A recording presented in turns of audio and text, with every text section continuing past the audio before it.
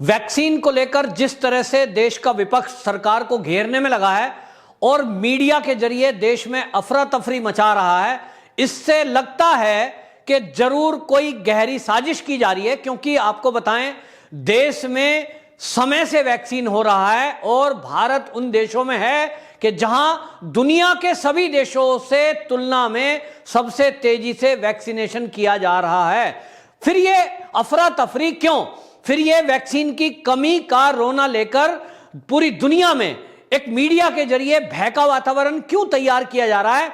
इस पर अगर गौर करेंगे तो समझ में आएगा कि इसमें बड़े बड़े लोग शामिल हैं, कुछ राजनीतिक दल जिनको एक स्क्रिप्ट लिख के दी गई है और लगता ऐसा है कि वो चीन को फायदा पहुंचाना चाहते हैं या विदेश की किसी कंपनी को जिनसे वो चाह रहे हैं कि इस देश में वैक्सीन मंगाई जाए, ऐसा दबाव केंद्र सरकार पे बनाया जाए, पूरे देश में ये बताया जाए कि केंद्र सरकार की कमी कारण वैक्सीन इस देश में टाइम पे नहीं हो पा रहा है, जबकि ये हकीकत नहीं है। कुछ आंकड़े आपके सामने रखूंगा। आपको बताऊं कि इस देश में जैसे ही वैक्सीन को लेकर कोई चर्चा हुई कि हमारे भारत की 2 कंपनियां वैक्सीन को डेवलप करने में लगी हुई हैं, और आपको याद होगा लगभग 1 साल पहले जब यह तय हुआ था भारत सरकार के द्वारा कि हमारे देश के वैज्ञानिक इस खोज में लगेंगे कि हम खुद का वैक्सीन बनाएंगे, तो भारत के अंदर पूरे राजनीतिक दलों में जो विपक्षी पार्टियां हैं उन्होंने इस वैक्सीन के शुरुआती दौर में ही सवाल उठाना शुरू कर दिया था कि मोदी जी चुनाव में फायदा लेने के लिए इस तरह की जुमलेबाजी कर रहे हैं, इस तरह का कुछ भी होना नहीं है। और जब यह वैक्सीन तैयार होने लगा तो इसके ट्रायल और इसके इस्तेमाल पर भी सवाल उठाए गए। और आपको बताऊं किस तरह से वामपंथी मीडिया ने इस वैक्सीन को बदनाम करने के लिए राजनीतिक दलों को स्क्रिप्ट लिखकर दी गई और इसके लिए पूरा एक टूल किट तैयार किया गया। हो सकता है कौन लोग इसके पीछे हैं ये एक जांच का विषय है, लेकिन अभी तक जो लग रहा है कि इस देश के विरुद्ध कोई षड्यंत्र रचने वाली जो शक्तियां हैं, जिसमें चीन भी हो सकता है, क्योंकि इस देश का विपक्ष अभी खुलकर यह नाम नहीं ले रहा है कि हमारा भारत चीन से वैक्सीन मंगाए, लेकिन जिस तरह की अफरा तफरी मचा रहा है। और आपको एक और बात बताऊं कि भारत में ये जो विपक्षी पार्टियां हैं इनके साथ इस समय ऐसा एक साजिश का खुलासा हो रहा है कि मीडिया भी मिला हुआ है, कई बड़े मीडिया हाउसेस को विज्ञापन के नाम पर या कोई और तरीके से उनको अपने साथ मिलाया गया है ताकि वो इस मुद्दे पर जोर शोर से खबरें उठाएं, रोज डिबेट करें, ताकि सरकार को एक तरफ बदनाम किया जाए, दूसरी तरफ सरकार पर प्रेशर बनाया जाए, वो मजबूर हो जाए कि विदेश से वैक्सीन मंगाई जाए ग्लोबल टेंडर के जरिए। अब आपको बताएं, ग्लोबल टेंडर के लिए भारत सरकार ने जो तय किया है कि ठीक है हम वैक्सीन मंगाएंगे, हमारे देश की जो कंपनियां वैक्सीन बना रही है इसके अलावा हम दुनिया के कई देशों से भी वैक्सीन मंगा सकते हैं, लेकिन हमारा जो मित्र देश है हम उससे उस वैक्सीन को मंगाएंगे और उसमें स्पुतनिक वी जो रूस की है उसको मंगाने का निर्णय भारत सरकार ने किया। लेकिन ये जो देश का विपक्ष है ये स्पुतनिक वी के इंपोर्ट करने पर संतुष्ट जैसा नहीं लग रहा है। इनको लगा कि यहां से क्यों मंगा रहे हैं, फाइजर क्यों नहीं मंगा रहे हैं अमेरिका की, जबकि अमेरिका की फाइजर ने अभी आप देखिए वो कह रहा है कि हम आपको अगले 6 महीने तक ये नहीं दे सकते क्योंकि हम पहले अपने देशवासियों को वैक्सीन लगाएंगे उसके बाद देंगे। दुनिया के जिन देशों ने भी वैक्सीन डेवलप की हैं उनमें से कोई भी हमको 20-50 करोड़ वैक्सीन चाहिए वो देने को तैयार नहीं है। हमारे देश की जो कंपनियां अभी भी दोनों भारत बायोटेक और सीरम इंस्टीट्यूट वो दोनों मिलकर के अभी लगभग 8-9 से 10 करोड़ वैक्सीन पर मंथ बना रही हैं।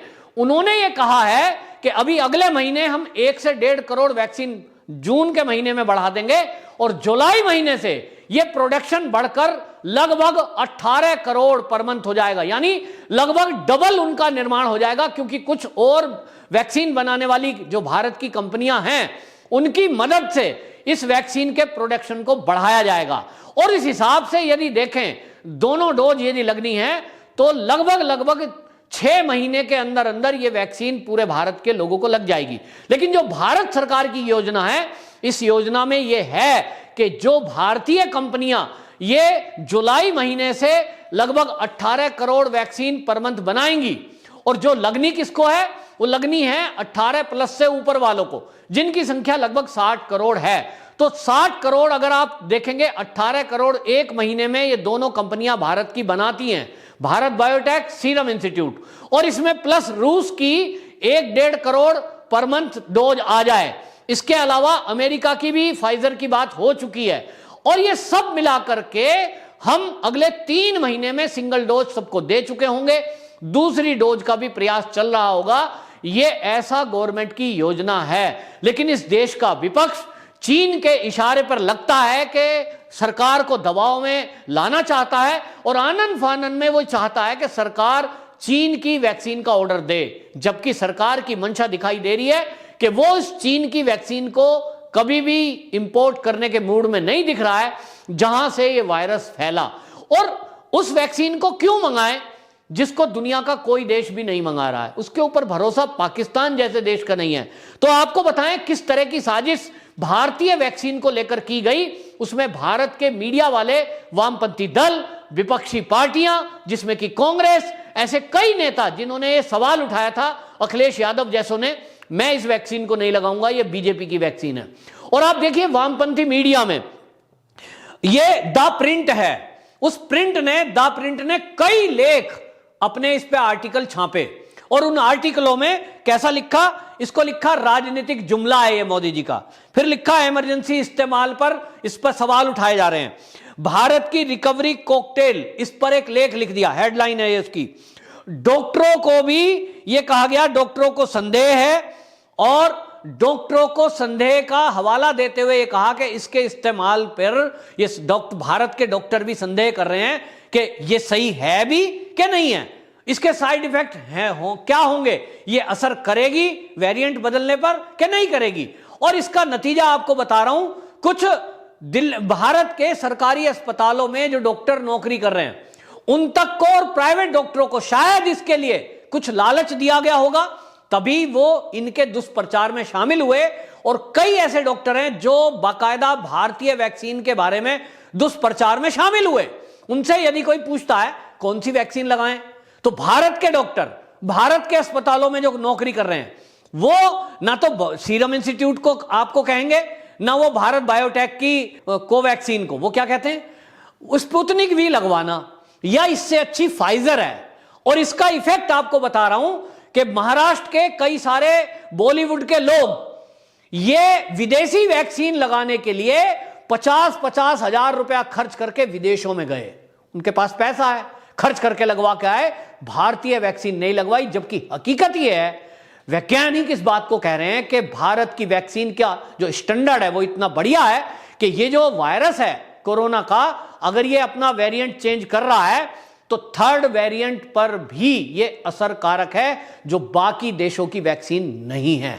लेकिन अपनी खोपड़ी है, अपना दिमाग है, अपनी सोच है। और इसीलिए आपको बताएं, एक स्क्रॉल ने भी कई सारे इस वैक्सीन को बदनाम करने के लिए लेख लिखे, और उसने लिखा कि भारत आत्मनिर्भर वैक्सीन घोषित करने की जल्दबाजी में आग से खेल रहा है। ये स्क्रॉल ने अपना लेख लिखा, यानी वो कहना चाह रहा था कि जल्दबाजी में ये डिसीजन लिया जा रहा है। वहीं आपको बताएं किस तरह से भारत को बदनाम करने के लिए ये भारत में बैठे हुए लोग, जिसमें मीडिया बड़ी संख्या में शामिल है, और ये पहली बार नहीं है कि मीडिया किसी विदेशी एजेंसी के इशारे पर या विदेश में बैठे हुए किसी दुश्मन के इशारे पर, किसी देश के इशारे पर इस भारत की बातों को बदनाम करने का काम कर रहा हो। चाहे हमने देखा है कि चाहे वो हमारा जो है सर्जिकल स्ट्राइक हो, इस पर सवाल उठाए थे, भारत में ही काम करते हैं मीडिया वाले जिन्होंने सवाल उठाए, विपक्षी दल साथ में मिलेंगे, मीडिया उसको हाईलाइट करेगा। फिर इसी तरह राफेल पर सवाल उठाए, फिर इसी तरह किसान आंदोलन को लेकर लोगों को भड़काया, और वैक्सीन को लेकर दुष्प्रचार किया। वो अब वायरस को लेकर लोगों को भड़काने का काम कर रहे हैं, और इतना साजिशन काम हो रहा है कि वो हमारे भारत को दुनिया में बदनाम करने में लगे हुए हैं। इसको देखते हुए अब WHO को सामने आना पड़ा। जिस WHO को ये कहते थे अभी तक, ये WHO भारत के ऊपर इस तरह की नजर रखता है, हमको छोटा देश मानता है, लेकिन आज WHO को हमारे देश के वैज्ञानिकों और डॉक्टरों का लोहा मानना पड़ा। उसको मानना पड़ा कि भारत के अंदर इतनी क्षमता है, भारत के अंदर योग्यता है कि वो खुद का वैक्सीन जो डेवलप कर रहा है वो पूरे विश्व के लिए कल्याणकारी है। और आपको बताऊं, उस WHO ने बाकायदा मीडिया की इस बात को देखते हुए ये बोला, क्योंकि मीडिया में एक बात बड़ी चालाकी से मीडिया ने उछालनी शुरू की कि ये जो वेरिएंट बदल रहा है कोरोना वायरस का, इसको नाम दे दिया इंडियन वेरिएंट और इसको इंडियन कहकर के बदनाम किया, ताकि पूरी दुनिया में भारत बदनाम हो जाए। भारत के ऊपर दुनिया के कई देश वो रोक लगा दें, यहां से व्यापार ना करा जाए, आने जाने पर रोक लग जाए। तो आने जाने पर रोक लगेगी, फ्लाइटें रुक जाएंगी, तो क्या होगा? हमारे देश का यहां पर्यटक विभाग जो काम कर रहा, पर्यटन उद्योग ठप हो जाएगा, होटल के धंधे ठप हो जाएंगे। और ये नहीं चाहते कि दुनिया के कई देशों के लोग यहां आए जाएं, और इसलिए इस साजिश के तहत किसी विदेशी एजेंसी के कहने पर इस वायरस को, जो वेरिएंट चेंज हो रहा है, उसको नाम दिया भारतीय वेरिएंट, भारतीय वायरस। इस पर WHO ने ट्वीट करते हुए आपत्ति दर्ज की और उसने कहा कि वायरस का नाम किसी भी देश के नाम पर नहीं रखा जा सकता जहां वो पहली बार आया हो। जब चीन से ये स्टार्ट हुआ था कोरोना, और चीन में इसको वुहान वायरस नहीं कहा जा सका, अमेरिका ने बोला था, डोनाल्ड ट्रंप ने जो राष्ट्रपति थे उस समय पहली बार, तब उन्होंने कहा इसको हम वुहान वायरस कहेंगे। तो WHO ने तब भी आपत्ति की थी और चीन ने आपत्ति की थी कि आप ऐसा कैसे कह सकते हैं। तो WHO आज याद दिला रहा है उन लोगों को, उन मीडिया वालों को जो यहां पर विपक्षी पार्टियां हैं उनको, कि इस वेरिएंट को आप भारतीय वेरिएंट कहकर भारत को बदनाम करने की जो साजिश कर रहे हो, ये नहीं चलेगा। और इसलिए WHO ने ये जो लिखा है कि वायरस का नाम किसी देश के नाम पर नहीं रखा जा सकता जहां वो पहली बार देखा गया हो, आया हो। और इस ट्वीट को WHO ने बाकायदा ANI, PTI, PIB, Indian express और द हिंदू, बाकायदा इन न्यूज वालों को टैग किया है। यानी वो समझ रहा था कि यही लोग इसके बारे में न्यूज चला रहे थे। और ANI आप जानते हैं कि एक विदेशी एजेंसी है, लेकिन वो सबको न्यूज सप्लाई करते हैं, न्यूज देते हैं। तो कई सारे चैनल ANI से न्यूज लिया और इसी को, खबरों को चलाना शुरू कर दिया उन लोगों ने। टीवी पे डिबेट होने लगी, ये जो नया वेरिएंट है इसके बारे में आप क्या कहेंगे। और जो डॉक्टर आ रहे हैं डिबेट में, ये चौंकाने वाला खुलासा हुआ है कि वो डॉक्टरों को भी हायर किया जा रहा है, वो विदेशी एजेंसी के द्वारा मोटे मोटे पैसे दिए जा रहे हैं कि तुमको बैठकर ये इंडियन वेरिएंट के नाम से इसको बदनाम करना है, ताकि भारत पे बैन लगाया जा सके, भारत से व्यापार बंद किया जा सके। और इसके लिए आपको बताएं तो स्वास्थ्य मंत्रालय ने बाकायदा ट्वीट किया कि WHO ने नोवल कोरोना जो वायरस है उसका जो नंबर है वो नंबर से जाना जाता है B.1.617, ये वेरिएंट है। ये वेरिएंट भारतीय नहीं है, इसको WHO ने भारतीय वेरिएंट नहीं कहा, ये स्वास्थ्य मंत्रालय को सफाई देनी पड़ी। अब आप साजिश देखिए किस तरह की होती है।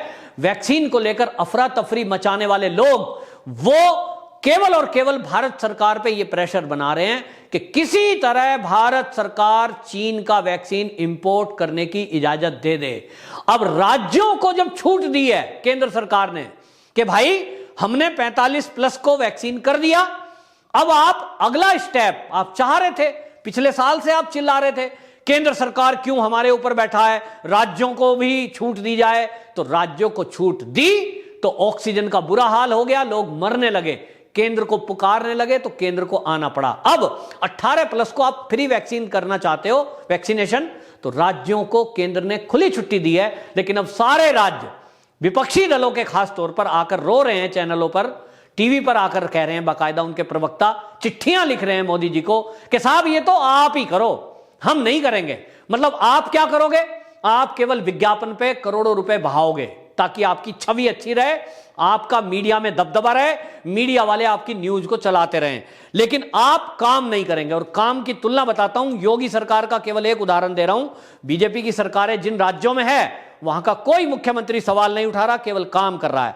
यूपी में अभी तक 1,45,00,000 वैक्सीन लग चुकी है 45 से प्लस वालों को, और 18+ को अभी कुछ ही दिन शुरू हुए हैं, अभी भी 2,66,00,000 वैक्सीनेशन हो चुका है। अभी केवल 1 तारीख से यह काम शुरू हुआ है। इससे आप देखते हैं कि यदि काम करने की भावना हो तो योगी जी की तरह वो केवल काम करते हैं और उस सवाल नहीं उठाते, ना रोते हैं, ना विज्ञापनों में आते हैं। और दूसरी तरफ आप देख सकते हो दिल्ली का हाल, जहां 40 लाख वैक्सीन मिले थे उसमें से 30 लगाए, अभी वो कह रहे हैं कि खत्म हो गया और उसका रोना रो रहे हैं। अपने कोटे से खरीदो, केंद्र सरकार ने छूट दी है, लेकिन वो ऐसा नहीं करेंगे। ऑक्सीजन के लेकर भी जो घोटाले घपले हुए वो सब आपके सामने है। किस तरह से राज्य सरकार केवल अफरा तफरी फैलाकर देश में भय का माहौल बनाने का काम कर रहे हैं और देश के दुश्मनों को एक मौका दे रहे हैं कि वो भारत को बदनाम कर कर भारत में व्यापारों की बंदिशें लगा दे, जिससे कि भारत की अर्थव्यवस्था डामाडोल हो जाए। वंदे मातरम।